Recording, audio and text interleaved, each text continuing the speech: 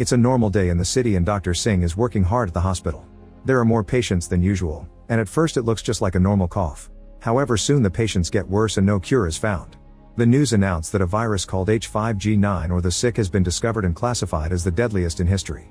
When Singh goes home, he's devastated to discover his wife Rani is infected too. He immediately puts her in his car and rushes to the hospital, which is harder than it sounds because people are panicking on the streets, causing lots of riots and violence. Later at the hospital, the nurses call Singh to check on the latest newborn babies and he's shocked to discover they were all born with animal parts. They are classified as hybrids, but scientists don't know if they brought the virus or they're a consequence of it, so people fear them. At the same time, Richard runs with a deer baby to hide at the Yellowstone National Park. He renovates an abandoned house and puts up a fence so they can live in peace. The virus ends up wiping out most of humanity and society collapses. This event is known as the Great Crumble. In the forest, Richard raises Gus, who grows up calling his dad Papa. Richard makes toys and books for him, but he never tells him about the outside world, doesn't let him cross the fence, and teaches him to hide if he ever sees another human. Whenever a plane flies by, Richard covers Gus' ears. One day a plane drops some flyers about a refuge for hybrids, and Richard burns them all before Gus can see them. When Gus turns 7, Richard finally tells him about the Great Crumble and how people hate hybrids. He also says Gus' mother is dead but doesn't add any details. That night Richard buries a box of mementos from his old life. Sometime later, Gus dares to cross the fence to follow some footprints and hears a scary growl. Richard soon finds him and drags him back, scolding him for his actions. Gus is sure a deer is his mother, but Richard denies it and Gus runs into the house to cry. At that moment they hear a voice in the distance and Richard immediately grabs his gun. The other man explains he's looking for his missing sister. Richard tells him no woman came by and asks about the world, so the man explains the sick has slowed down but it's still out there. Suddenly Gus moves among the plants and Richard checks on him. When he looks up again the man is gone but he left ribbons tied to the fence. Realizing they've been marked, Richard makes Gus hide in a secret compartment in the house and grabs a special injection before heading out. Gus waits for a while and is startled by a noise, but it's just a deer. He tries touching it, however the animal runs away when it hears yelling nearby. Then Richard comes back and tells Gus he won't hurt you now before collapsing. Gus immediately takes him to bed. The next morning Richard tells Gus that his mother was called Birdie and she would be proud of him. Unfortunately, a few hours later, Richard passes away on his chair. Weeks pass and Gus does his best to survive alone while keeping straw dolls for company. One day he gets too frustrated with the garden and throws a lamp at the weeds, which accidentally starts a fire. He puts it out by throwing things at it, like his precious dog plush. Afterward he finds an old map he drew years ago and starts following it until he finds a tree with a heart and an arrow. He starts digging on that spot and finds Richard's box, which contains money, credit cards, IDs, a photo of his mother Birdie, and a poster for the hybrid refuge. The picture says Colorado, so Gus checks the map and decides to go there to find his mother. After packing up his stuff, he makes it to the fence and finds some candy bars on the ground. He loves the taste of the first one and tries to grab another one, but it's pulled away by thread. Suddenly an arrow flies out and Gus runs to hide, noticing there's a hunter nearby. He gets ready to hit him with his slingshot, but a second hunter appears behind him and grabs him. The hunters say that Gus is bigger than other hybrids and call him special, so they want to take him to a lab. Gus manages to hit the guy and frees himself as he yells, causing the men to be surprised he can talk. When the hunters get ready to kill him, they get showdown first. Tommy appears and kills the hunters while Gus runs away. He hides in his home, but soon Tommy finds him and takes him out of his hiding spot, explaining he found him because of the smoke. Tommy is also shocked to hear Gus can talk and sees Birdie's picture. Then he warns Gus that some people hunt hybrids to sell their animal parts while fixing his broken pipes. Tommy also gives him a few tips on how to take care of the farm and calls Gus Sweet Tooth before leaving. Ignoring all the warnings, Gus runs after Tommy and asks him to take him to Colorado. A flashback shows Amy working as a therapist and hating the routine. When the virus outbreak happens, she's forced to stay in her office. Weeks pass and the lockdown becomes too much, so Amy finally goes outside, only to discover the elephants have escaped from the zoo. Amy runs to the zoo and frees the birds from their cages too. She starts living there and for years she's alone but happy, until one day she discovers a hybrid baby abandoned in a box. In the present, Gus continues to follow Tommy around, ignoring his protests. At night, Gus' eyes become really creepy but Tommy agrees to share some of his food anyway. The next morning, Tommy discovers Gus ate all his provisions and gets furious, so Gus apologizes by explaining he can find food with his enhanced sense of smell. They come across an abandoned visitor center and Gus goes inside, but he gets terrified when he sees a deer head on the wall. When he tries to run away, he steps on a trap and is caught by a net. It turns out a family lives there and when they see Gus isn't a hunter, they invite him and Tommy to have lunch with them. The family keeps wearing their masks, so Tommy assures them he isn't infected and that hybrids like Gus can't carry the virus at all. For the first time, Gus gets to play with another kid and real toys. He also discovers he shakes his leg if someone scratches him behind the ears and hears music for the first time. The family father recognizes Tommy as a football star, but Tommy doesn't want to talk about it. In the forest, the last men appear. They're a paramilitary group who kill hybrids, and now they've found Tommy's trash. Meanwhile, in a town in Gideon, Singh notices that Ronnie's pinky is shaking, which is a sign that the sick is coming back. He immediately gives her an injection, but there aren't many left. He leaves on his horse and visits the medical center that has settled down on an old fast food building. There he meets Dr. Gladys, who is trying to find a cure. She gives Singh more medicine for Ronnie and shares her notebook so he can help her keep track of what works or doesn't. Gladys reveals she has cancer and wants Singh to continue to search for a cure since she can't work anymore. Back in the house, the mother notices Tommy has a last man mark on his chest and confronts him in private. Tommy explains he isn't a last man anymore and he only used to kill to survive. He also thinks it'd be a good idea for the family to adopt Gus. Later, when the mother sees Bertie's picture, she identifies the place as Red Rocks. In the middle of the night, Gus can't sleep and discovers Tommy is about to leave alone. At that moment, the last men arrive and ask the family to give them the hybrid. Tommy goes outside and starts fighting them with a bear trap, easily bringing them down, thanks to his big size. A man manages to sneak into the house and tries to shoot Gus, who dodges just in time. Then Gus quickly stabs the man in his leg and gets ready to defend himself with his slingshot, but the man freezes when a huge deer appears at the door. Tommy uses the chance to sneak behind the guy and kill him with the bear trap while the deer disappears. The next morning, the family kicks the duo out to protect their son, but at least they share some provisions. Tommy agrees to take Gus to the train station, but afterward he must search for his mom on his own. In an abandoned amusement park, a group of teens who call themselves Animal Army are playing video games. Suddenly an alarm alerts them of hybrid distress, so they leave to take care of it. While Tommy and Gus continue to travel, they come across some flowers that Gus never saw before. Tommy explains they appear in areas where the virus is. When night falls, they stay in an abandoned bus where Tommy keeps his supplies, his medicine, and his old trophies. Gus goes to bed and is startled by a bright light outside, so he comes out and discovers there's heavy snow everywhere with no Tommy in sight. At that moment, Gus wakes up and realizes it was a dream. Tommy has made a disguise to make it look like Gus' antlers are part of a costume. In the meantime, Singh takes over Gladys' practice and sees patients every day, which reminds him of how much he loved being a doctor before the outbreak. After work hours, he continues to work on a cure and his wife becomes his control group since she's the only person who has survived the virus. Reading Singh's notes reveals that her research was immoral and she did lots of experimentation on hybrids, proven by the bloodstains on the floor. The last men bring supplies for the clinic and Singh is worried they may include hybrid parts, but the boxes are normal. Since Singh refuses to use hybrids for the medicine, it isn't as effective anymore and Ronnie's hand is constantly shaking. She convinces him to go to a neighbor's party anyway, which is interrupted when one of the men reveals a shaking hand too. The neighbors immediately hold him down and use a home test on a sample of his blood, which confirms he's infected. The group immediately ties him up and burns the whole house with him inside. Back to Tommy and Gus, they reach a bridge and see a train pass by. They follow it to the station and Tommy bribes a guard with some batteries to avoid being scanned. There's a big market in the station and Gus enjoys the food while Tommy buys the ticket. Since it's so expensive, he has to hand in his shoelaces as part of the payment. Tommy also tries to buy more medicine, but the supplier is gone. Gus goes wandering around and finds kids playing some carnival games, but he gets upset when he realizes the targets are drawings of hybrids. As he panics, he bumps into Becky of the Animal Army, who helps him calm down and pokes his ears. She tries taking him with her, however Tommy immediately drags him away. Afterward, Tommy gives Gus the ticket and takes him to the boarding line. While waiting, Gus smells Tommy's medicine coming from some boxes, so Tommy asks for his help. Following Gus' nose, they break into the security car and take a box of medicine. A guard finds them and Tommy quickly brings him down, but when they come out, another armed man threatens them with his gun. Tommy starts fighting him and before passing out, the guard notices Gus' ears moving. The duo runs away and rushes to catch the train, only for the last men to surround them and capture them both, removing Gus' helmet to confirm he's a hybrid and taking back the medicine. Moments later, the duo is being dragged through the forest with their hands tied and their eyes covered. Suddenly someone opens fire from the shadows and soon the last men are being killed by Becky and the Animal Army, who are wearing animal disguises. Meanwhile, at the last men headquarters, the leader General Abbott is informed someone very important has been found. In the forest, Becky explains that they don't want to hurt Gus, they just want to help and advises him to run away from Tommy. The others are tasing Tommy down and get ready to shoot him, however Gus hugs him as he begs them not to do it. Becky agrees to help them both. In the zoo, Amy lives with the baby, who has grown into a young girl named Wendy. They go to town together with a wagon to look for supplies, but Amy gets scared when she sees a burning cigarette on the ground. She drags Wendy to hide and takes out her gun while a last man passes by. Thankfully he doesn't see them and leaves. When the duo returns to the zoo, Amy locks all the doors. Sometimes Amy notices there are vegetables missing from the garden, and Wendy claims she ate them. However, when her mom isn't looking, Wendy drops some of her dinner in the garden. One night they hear some noises and Amy goes to the garden with her gun.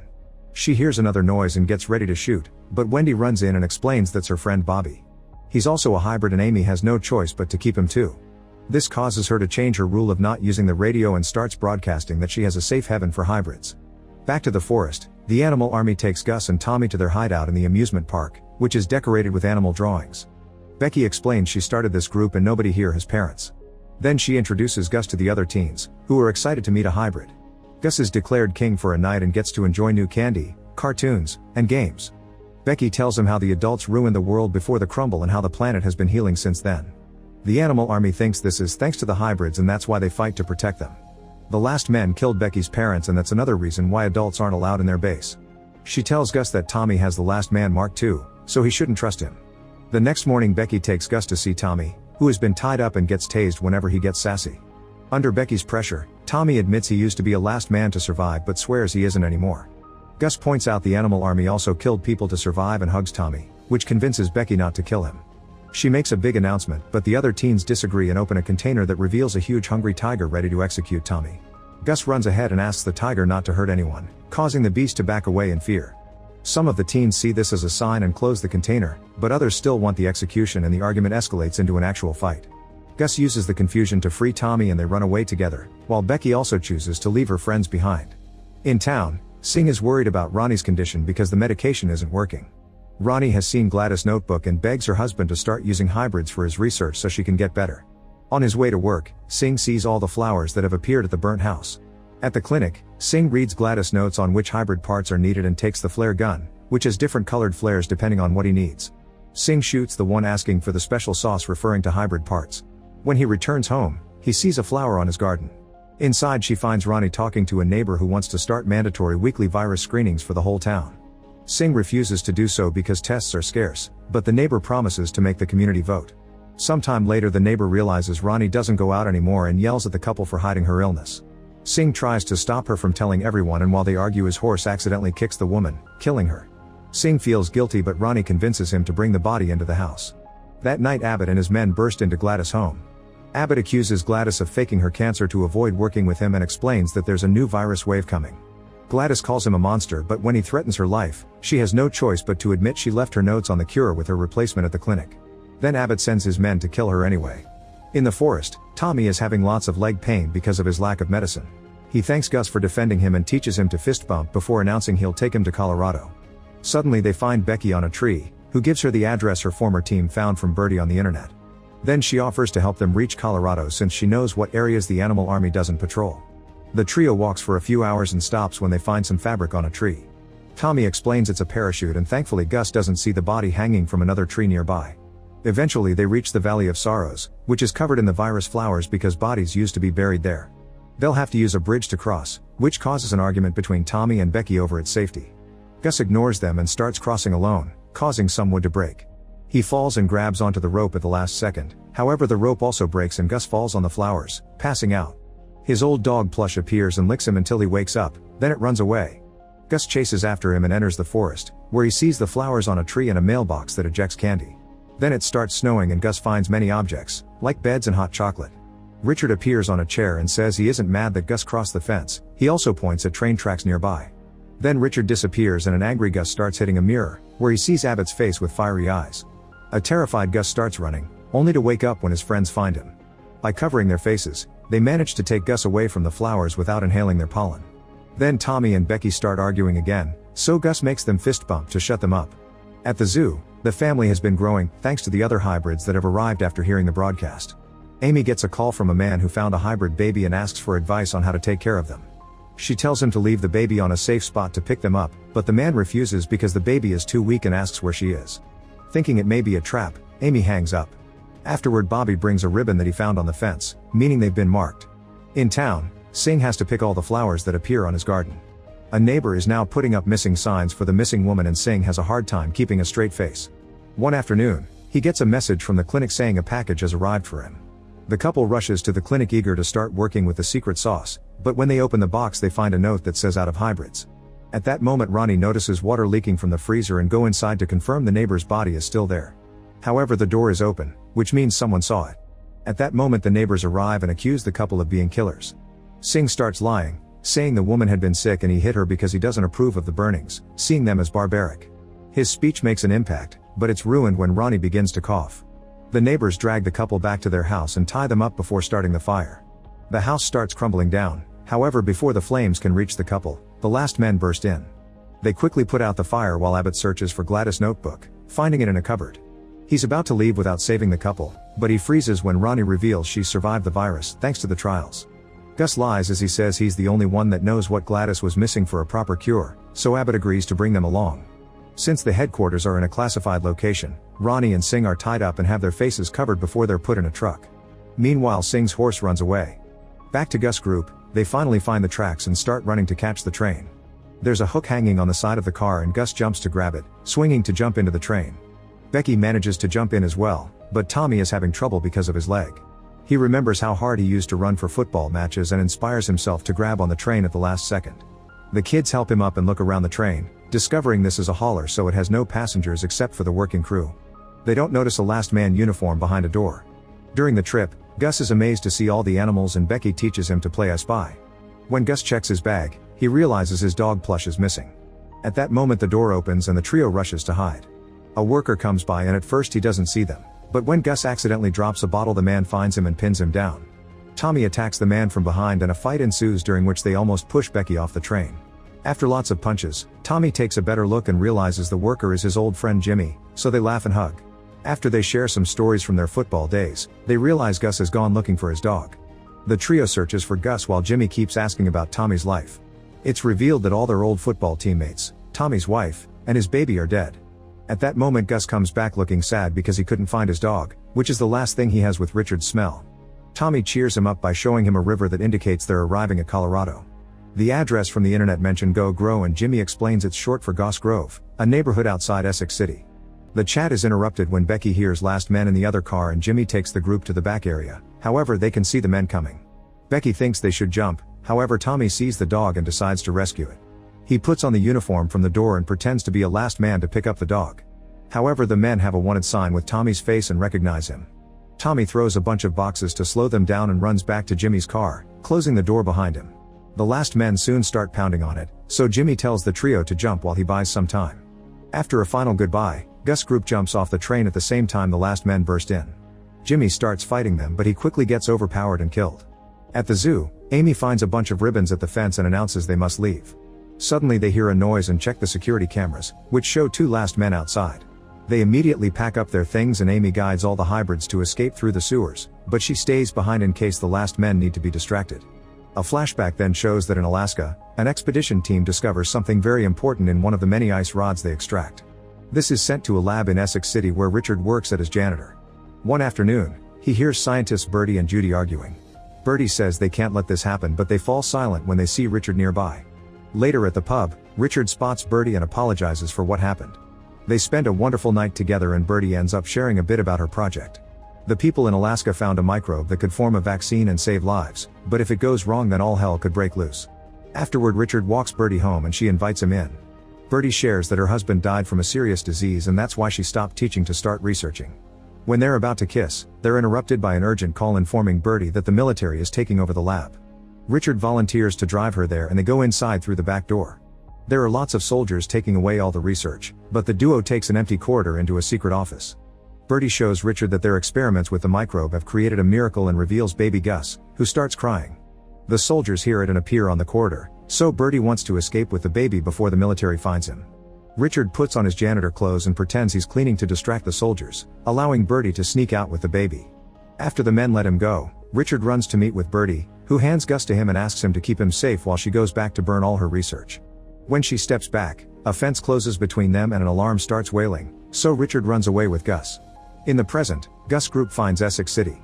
After wandering around they find the right house and Gus pounds on the door, asking for Bertie.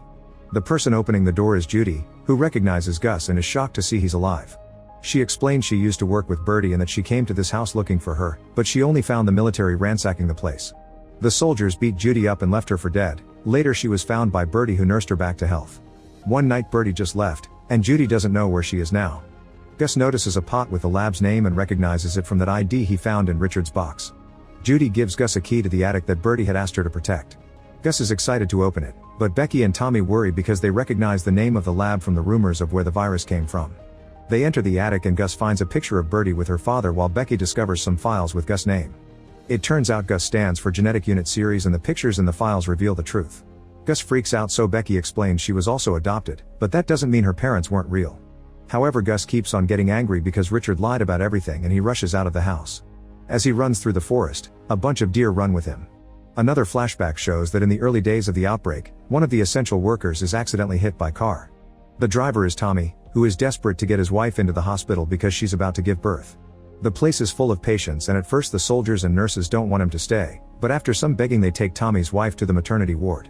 While waiting, Tommy sees on TV how hybrid births are on the rise and people protest about them on the streets. A few hours later, Tommy is informed his wife gave birth to a boy, but when he checks on him he discovers it's a hybrid baby. He immediately runs out of the room and has a panic attack before getting into the elevator, where Singh offers supportive words. In the present, Tommy and Becky search for Gus to no avail. Becky admits she feels confused because all her life she thought hybrids were nature's miracle, but now they appear to be just a lab experiment. Tommy tells her to wait in the house in case he comes back and goes looking for Gus more deeply in the forest. Meanwhile, Gus is getting rid of all the things Richard gave him, including Bertie's picture. At that moment he finds a bunch of flyers promoting the hybrid preserve on the ground and a plane outside the forest. While Gus looks around, Tommy arrives and gives him the dog. Gus says he has no dad and that he wants to go to the preserve to be with others like him. Tommy shares the story of his hybrid son and how he almost ran away, but he realized he was only scared of being a dad, so he went back for his wife and baby. However, when he returned, the soldiers had already killed them both. He asks Gus not to abandon him too, but Gus reveals the plane's radio is working and he already called the preserve. Suddenly they hear a shot and Tommy collapses while they're surrounded by last men, who put Gus in a cage and take him away. Back in the sewers under the zoo, the hybrids hear how a bunch of last men arrive in the city with tons of trucks and even tanks. Abbott tells Amy to hand over the hybrids, but she refuses and starts a speech on how the hybrids are better than humans, which is heard by the kids. As the men surround the zoo, Amy activates a bunch of fireworks that keep the soldiers distracted while the kids continue to cross the sewers without being heard. While the last men break into the zoo, the hybrids make it to an abandoned church. Bobby wanders off and is found by soldiers, who immediately capture him and take him away. Wendy tries sneaking out, however she's quickly found and captured as well. Moments later, when Amy arrives at the church disguised as a last man, she screams in grief when she discovers all the hybrids were taken.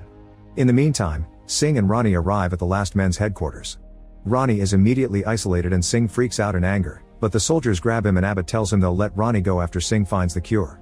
Sometime later, the men bring Gus in the cage and Singh gives him some candy.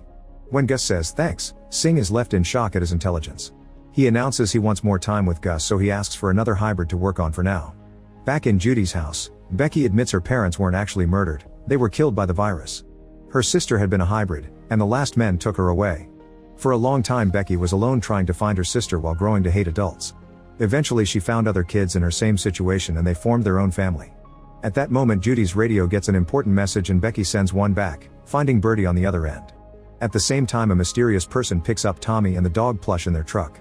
In the last men's headquarters, Gus is sent to a warehouse and watches how another hybrid is taken away. There he meets all the kids from the church, including Wendy and Bobby, who give him a big hug. The taken boy is soon killed by Singh in his lab for the sake of the cure. Tommy wakes up in a strange apartment and finds Amy, who tells him they'll rescue their kids soon.